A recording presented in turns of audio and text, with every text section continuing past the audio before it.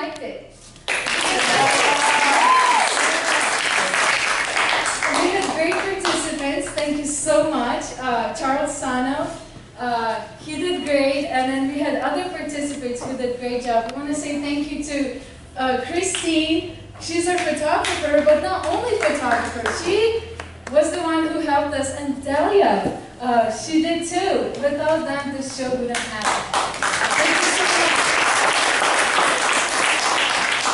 And I want to give a special thanks to my professor. If he wouldn't give me a project like this, we wouldn't have this. Bravo!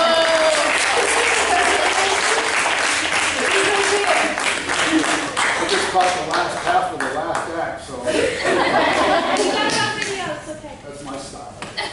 Well, these girls were, through Sac State, were to put on a performance in the community, or organize a performance, and it shows this site and this activity, and I think they, by the attendance and the applause, it looked like they did a really nice job. So thanks for coming out and supporting them.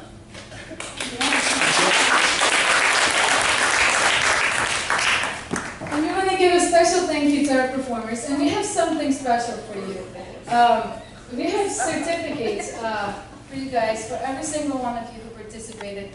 Thank you so much. First one, Charles Sano.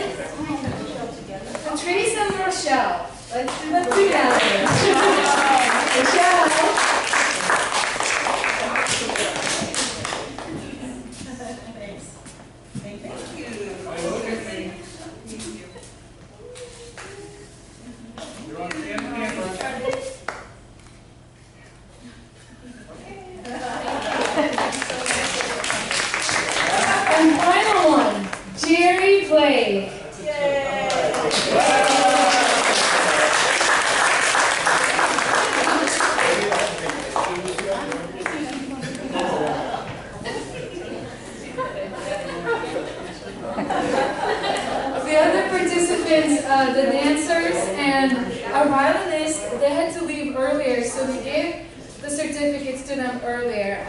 But still, a big shout out to them. They did great. Thank you so much, Scott. Thank you, thank you, thank you. And thank you all. And you want me to tell one more story? Do you guys want to hear the last story? Yeah? Okay.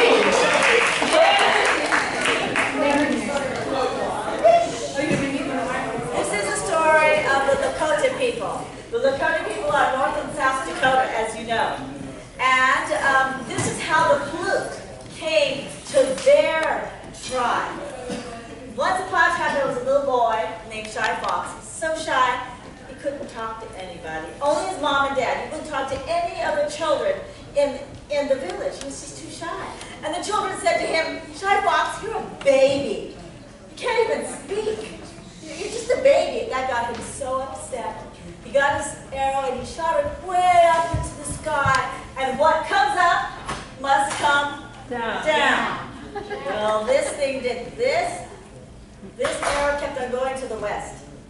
And it finally went right by a cedar tree. And Shy Fox went to go running for it, looking for it, and he found it by the cedar tree. And the cedar tree was the most ugliest cedar tree he ever did see. It had holes in it because the woodpeckers were pecking on it. And it was the branches were very hollow because the termites were eating inside. So he looked at it and he goes, oh, well, there's my arrow. And he went to take his arrow, and the westward wind blew through the tree, and it went, sounded like that. So he goes, oh, that's a beautiful sound. And he fell asleep right under the cedar tree. And he had a dream of a woodpecker. And the woodpecker said to him, Shy Fox, you are way too shy. The Creator and I want to help you so you're not so shy anymore. we're going to give you a gift. And when you see that gift, you'll know what it is. And call it the flute. So the boy woke up and he thought, that was a weird dream. So anyway, he goes and he gets up, and the wind blew again. And he loved that sound. And then a sound. Let me see if I can do it. A knocking sound. He says, what is that sound? And he looked up way up in the tree, and there was a woodpecker pecking on a piece of twig or a piece of branch. And the branch fell right in front of Shy Fox. And Shy Fox said, oh, what is this? Is this supposed to be my gift? Flute? There was holes in there. It was hollow. He didn't know what to do with it. The wind blew again through the tree.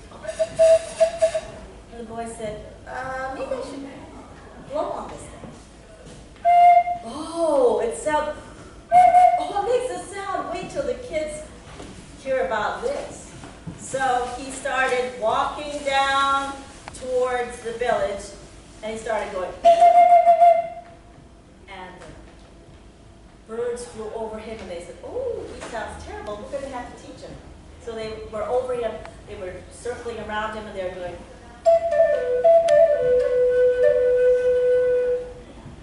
and so he goes, I wonder if I can sound like a bird. He could sound like a bird. Yeah. He kept on walking towards the village, and he saw an owl, and the owl went, oh, I wonder if I can sound like an owl. Oh, I can sound like an owl and a bird. Kept on walking down. And in the distance, he hears the great wolf. Oh, I wonder if I can sound like a wolf. Cool, I can sound like a wolf. And he keeps on walking down, and the great eagle flew above him, and the eagle went, I wonder if I can sound like an eagle. Cool, I can sound like an eagle. I can sound like a bird. I can sound like an owl. I can sound like a wolf. And I can sound like the eagle. Well, he was so happy. He had to get a drink of water because he was just overly happy. And he looked at the waterfall coming down from the mountain onto the street. And he goes, I wonder if I could sound like that.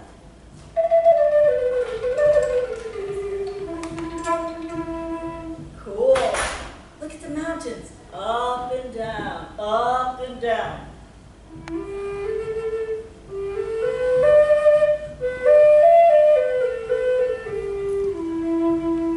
He walked further up towards a hill, and he saw his village down below. The children playing stickball, the mothers pounding acorn mush, and the fathers bringing the deer down from the mountain. So he closed his eyes, and he goes, okay, this is now or never. And he drew a deep breath, and he went,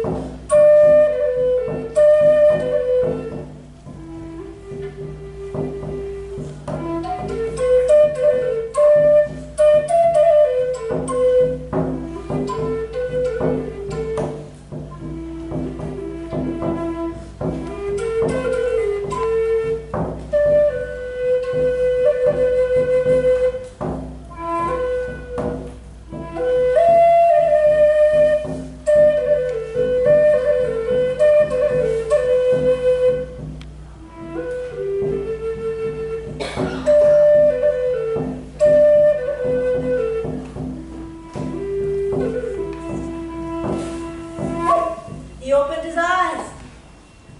And all the village was in front of him like you are sitting in front of me. And one boy from the front said, "Shy Fox, is that you?" Shy Fox for the first time spoke. He said, "Yes, it's me. And this is a flute. And I'm going to teach you how to play it and make it." Well, to make a long story short, Shy Fox had a lot of friends. He grew up to be a fine young man, a fine warrior, and a fine hunter. And he played the best flute ever, and it was always so soothing and so beautiful that the girls would go, "Oh, hi, Shy Fox." You know, they just loved him. One young lady fell in love with him, and she happens to be the daughter of the chief. So as time goes on, and Shy Fox married her, Shy Fox eventually became the chief of his village. So ends the story of Shy Fox.